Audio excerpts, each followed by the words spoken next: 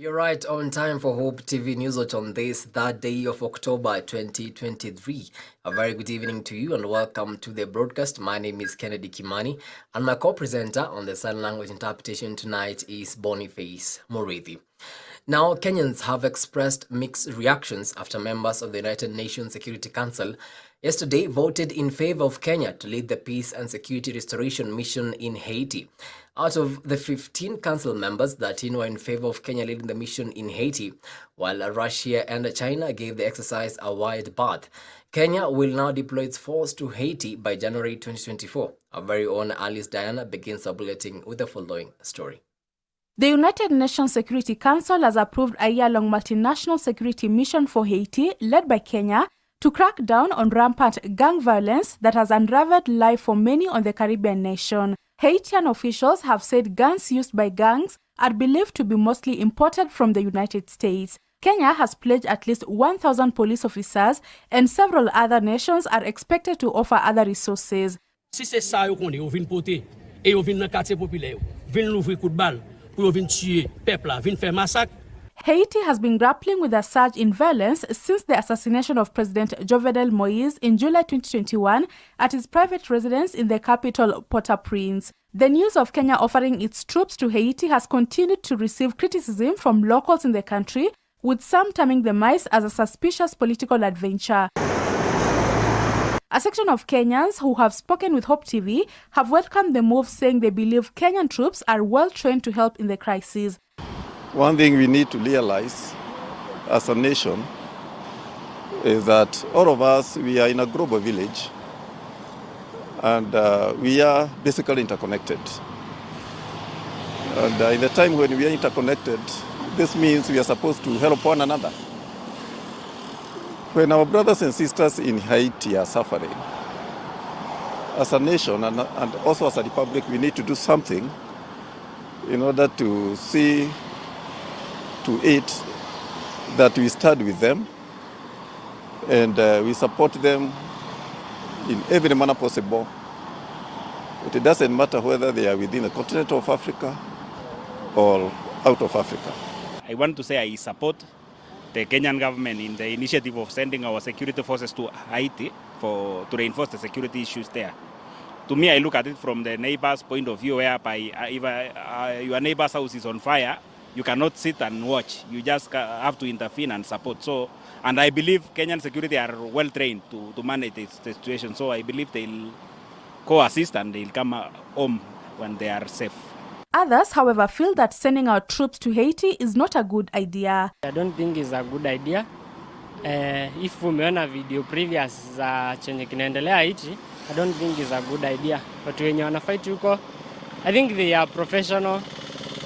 But we hope for the best. According to others, there needs to be an intelligence report ahead of the defense forces being sent to Haiti. When I look at what happened with Somalia, and I respect the intelligence and the discretion that made our defense forces to go to Somalia.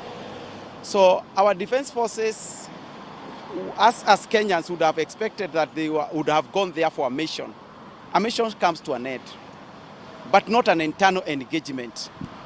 So like what has happened with Somalia is like an internal engagement. So our defense forces are always there, which I think we do not appreciate for us. And for Haiti, the same case. I would wish that it was a mission thing. So they go, they have a deadline for this mission, and they have an intelligence report. They know what they need to do for specific time, and then they come back. Not an issue whereby they go there and that like Kenyans are paying them for being there and dwelling there for only God knows when. Alice Diana, Hope TV Newswatch. Thank you so much, Alice, for that report. At the same time, President William Ruto has welcomed the United Nations Security Council's approval of a foreign security mission to Haiti amid gang violence that rocked the Caribbean country's capital, Port-au-Prince, for over a year. This is after the 15-member council adopted a resolution that authorizes the Kenya-led multinational security support mission to support Haiti police in combating the gangs. President Ruto has welcomed the Council's decision, terming it an overdue and a critical instrument to define the multinational mission. The situation in Haiti demands, as a matter of humanitarian consideration, moral responsibility, and fundamental justice, that actions be scaled up significantly to meet the demands of emergency relief, humanitarian aid, support for livelihoods, and major interventions in public health and environmental protection. As we look forward to the imminent COP28, I also call for the attention of states, international organizations, philanthropies, and other institutions to attend to the severe environmental degradation in Haiti, which calls out for the urgent mobilization of collective action.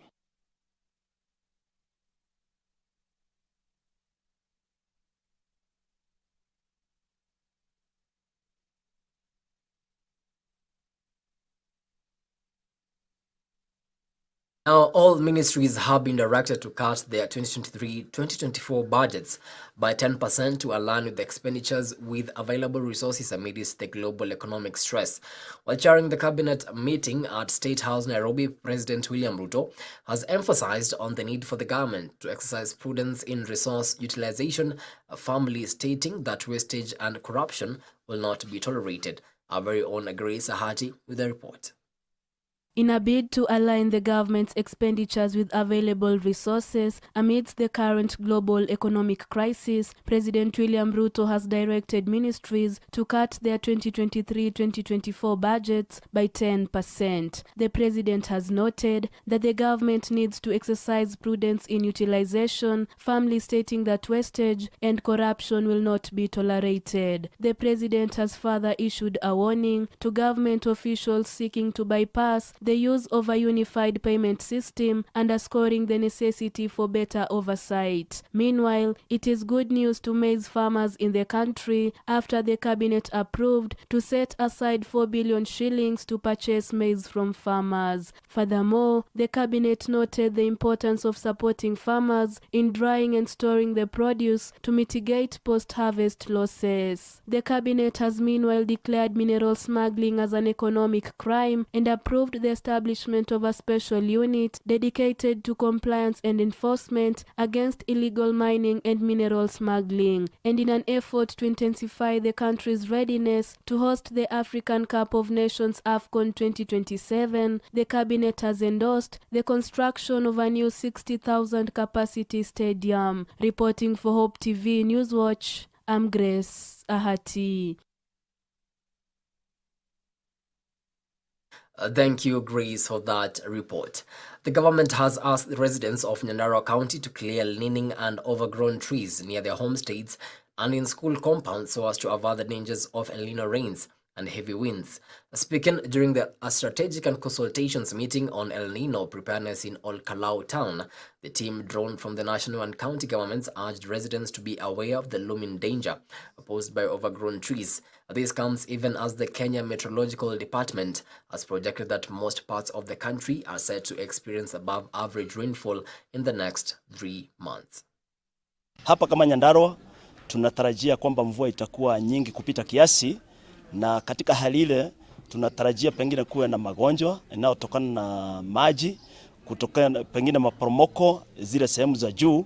Na kwa hivyo kama county leo tumekuja wote pamoja washikadau kutoka idara mbalimbali za county na national government, na ili tuweke mikakati pamoja vile tutakavyopambana na hili jambo kuanzia wiki ya pili ya mwezi wa Oktoba, kwa maana ndio tunaarifiwa kwamba hii mvua itakuwa imeanza kunyesha mpaka Januari. According to the forecast, we are expecting that the rain will start from the first to second week of October, and then the cessation, we are anticipating that it might go beyond December up to January 2024. Kwa hivyo tumekaa hapa ili tupange maneno ya kiafya, kilimo na maneno hata kuangalia ile miundo msingi kama barabara, mifereji ama bomba za maji na kila kitu ambacho kinaweza kuharibiwa, ili tuweke mikakati ya kuona kwamba wananchi hawapotezi maisha ama hatupotezi mifugo ama pia mimea, Kwa hivyo tuko tayari, na kuanzia leo kuendelea kila wiki tutakuwa tunakutana ili kuona vile yale tumetenda na yale tunastahili kutekeleza ili wananchi wetu wawe salama. So as people look at the negative side of the El Nino, I think us in Kenya Forest Service and the environment fraternity, we are looking at it positively. One thing I would also caution people is that trees are very good, but they can also be very dangerous. Many people, I know, they like the beauty of trees and they've grown them around their houses. I would say watch out for trees that, especially those trees, if you see that your tree is leaning or it does not have enough stability, because El Nino will come with a lot of wind. So some of the speed and the intensity of that wind may be able to uproot trees. So be careful. Also in flood water, you will find that floods carry a lot of debris, and some of those debris, they could be very big uprooted trees, which when they are flowing, they have a lot of momentum and they have a lot of power that could be able to be destructive. Away from that, and the government is ready to address the challenges facing small and medium enterprises to enhance their growth for the benefit of the respective entrepreneurs and the nation. According to the Principal Secretary in the Department of Micro, Small and Medium Enterprise in the Ministry of Trade, Susan Auma Mageni, the enterprises contribute 40% of the country's income. We'll be engaging with the county governments because you see they're also very critical in this space to see how now we can harmonize some of these policies, some of this licensing, and to make it easier for MSMEs to do business and to be able to grow from one level to another. And we're also looking at reviewing policies governing the payment. You see, in this country we have an outcry on pending bill, and the president has set up a task force to start looking into these pending bills and see what is the best way of settling that, and also ensuring that as we move into the future, we try as much as possible to reduce pending bills, because most of the people who get affected with huge pending bills are the MSMEs. First time they're having such kind of an event where they want to sensitize our Kenyan MSMEs on opportunities which are there in the outer world with other nations. Is about opening up the markets. Why? Because we feel if we trade with them, we're going to create a lot of job opportunities for MSMEs. As you know, our main problem right now in our economy is youth unemployment. And which are the sectors that can create jobs is only the MSMEs, which now has got a room to create jobs. All right, on that note, it's time for a quick breather here on Newswatch. But after the break, I'll be back with more news. See you on the other side.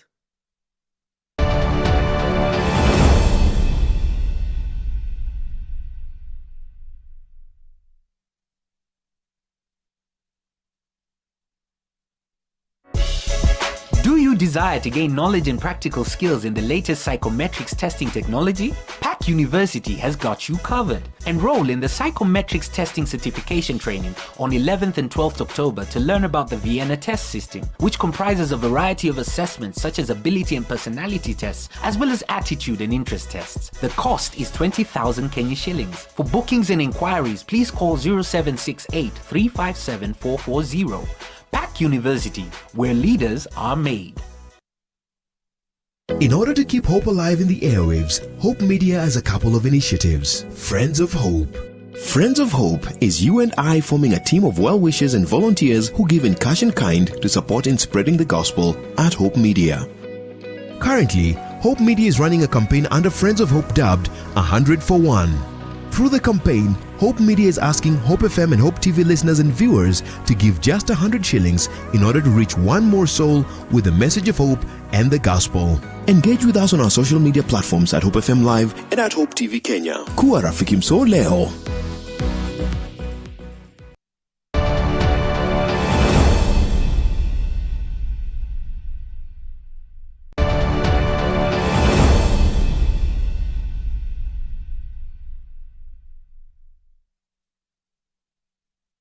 Crossing borders now, and former US President Donald Trump has said that the New York fraud case is a scam.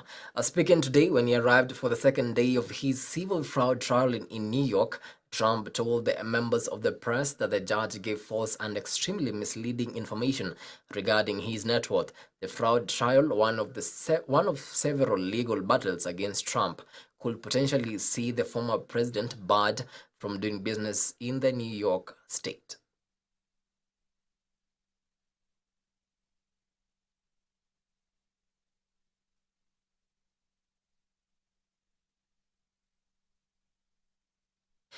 And the National Dialogue Committee has today finished receiving the submissions from various stakeholders by receiving submissions from both Azimio and Kenya Kwanza factions. Among the issues submitted by the two teams were high cost of living, police brutality, multi-party democracy, overtaxation of Kenyans, two-third gender rule, electoral justice, and audit of the 2022 presidential elections. Here's our very own Gloria Musimbi with the details. There are people who come before us The oral submission by various groups to the National Dialogue Committee have today come to an end, with various teams making their submissions on issues for talks. Appearing before the committee, Kenya Kwanza team declined discussions on the audit of the 2022 presidential election results and however noted their openness to audit the electoral process. On the issue of the 2022 elections, we are not in support of any audit. We are supporting the enactment of the Constitution, which provides for, if you think that the 2022 general elections were not fair enough, the provisions of the Constitution are very clear that you have an opportunity at the Supreme Court to go and challenge the decision of IEBC.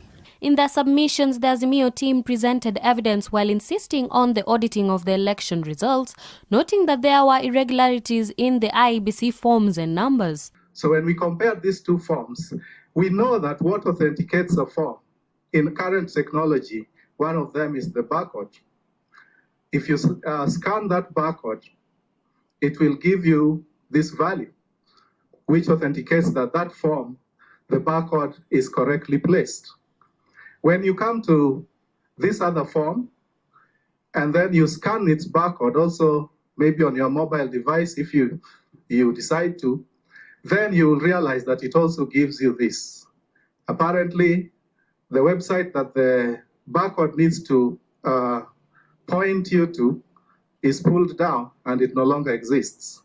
So we have these forms and we were intelligent enough to pick them up while they were still online during the IEBC process. Azimio, however, addressed the systematic detainment of opposition leaders and called for a thorough and impartial investigation into all cases of police brutality. Kenya Kwanza are also supporting the role of opposition in keeping the government accountable and propose for Parliament to consider a legislative establishment of the office of the leader of the official opposition so as to institutionalize governance, strengthening of oversight and deepening democracy. As Kenya Kwanza, we want to affirm that we support the entrenchment of the leader of opposition. It is our considered view that Parliament should enact the legislation to establish the office of the leader of opposition. This is an important office in promoting inclusivity. We have repeatedly witnessed violence after every electoral cycle due to the perceived winner-takes-it-all scenario. Prime Cabinet Secretary, as you are on the position of leader of official position. It is curious that even this document, which I have now refused to, I will not now refer to, you seem not to be emphasizing the creation of that office, contrary to perceptions that have been in the public domain. Could it be as a result? On the high cost of living, Azimio wants the government to review in totality the Finance Act 2023 and introduce and implement necessary subsidies including fuel, energy and production for a specified period of time. As a country, especially on the cost of living, and so many Kenyans are suffering. My question would be, as religious bodies, have you done enough to air out your voices to the authorities involved in order to manage the cost of living? Reporting for TV Newswatch, I'm Gloria Musimbi.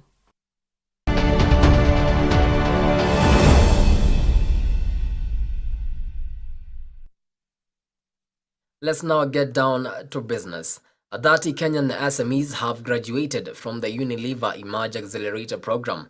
The program is a partnership between SME Support Center and the Unilever that leverages respective strength and expertise of both partners to deliver relevant insights through training on entrepreneurship, financial literacy, e-commerce, business mentorship, and coaching. SME Support Center will work closely with the new cohort to utilize digital technology and business expertise to create novel products and services that address some of the most pressing challenges faced by SMEs in the country today.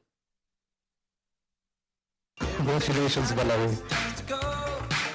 So Emerge Accelerator Program is a unique partnership between Unilever and SME, which is SME Support Center, that tries to accelerate the capacity and capability of women-led businesses and those that are underrepresented. I think we traded, amongst themselves, they traded over $1 million bob. Access to finance as well. We had banks and private lenders come to hear some of their pitches, and access to skills. We visited all of them in their premises. As a business, we've been on a journey to drive localization. So far, we've achieved 70% of our raw materials being sourced locally. We have an ambition to take this to 80% next year. We now have a state department that is going to focus on MSME to make sure that we grow and expand the private sector. It's because we have underscored the critical role that this sector plays in creating jobs. We cannot overemphasize how many jobs that you are creating.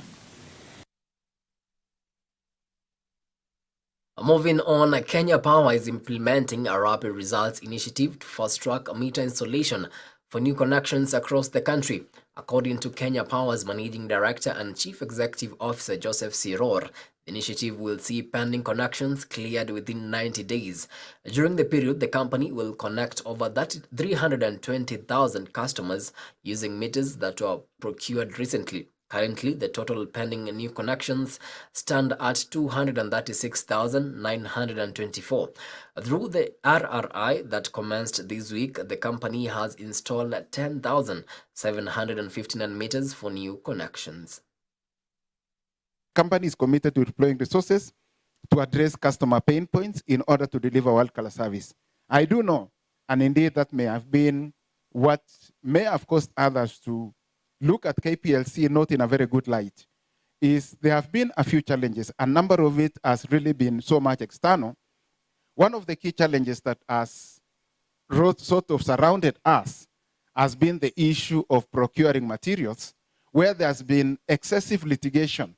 And a number of that litigation is not really founded on good grounds. It was almost founded on just causing delays and possibly facilitating what would not have been right.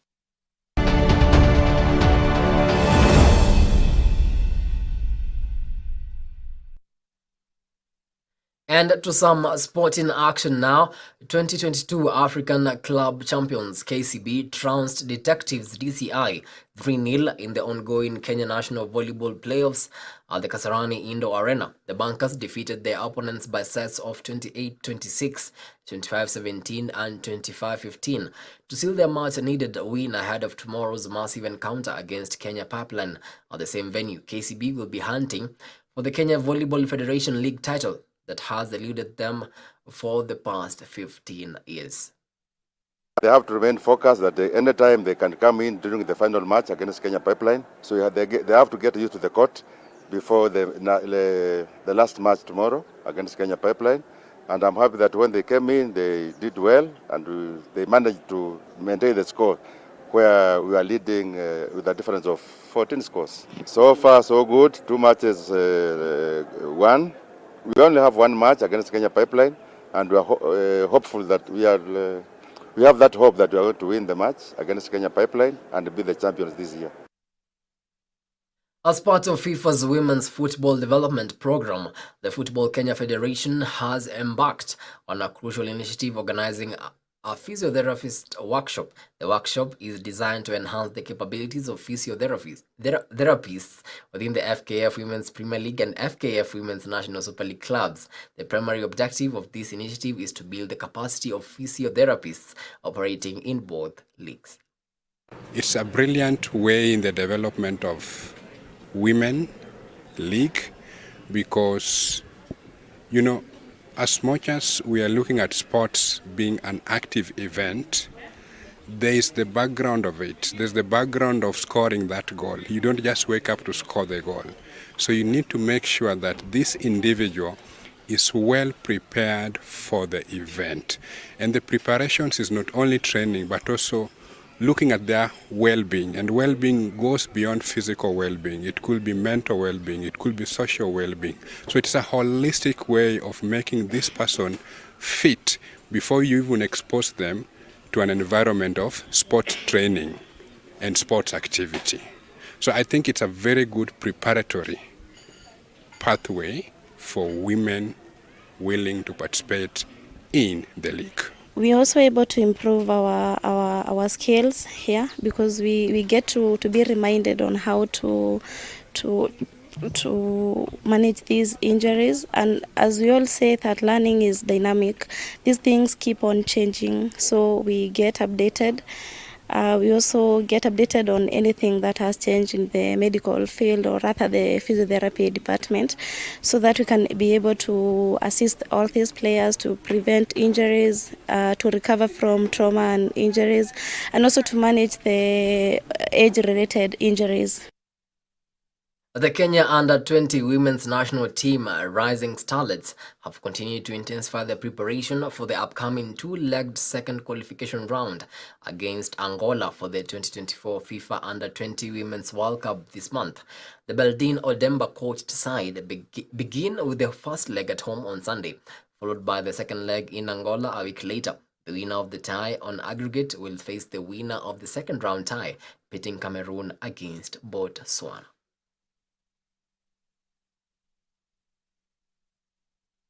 And with that, we come to the end of our news tonight. Many thanks to you for watching Hope TV Newswatch. We really do appreciate the value of your time. On behalf of the whole team that made this broadcast a success, have yourself a blessed night. My name is Kennedy Kimani, and my co-presenter on the sign language interpretation has been Boniface Moredi.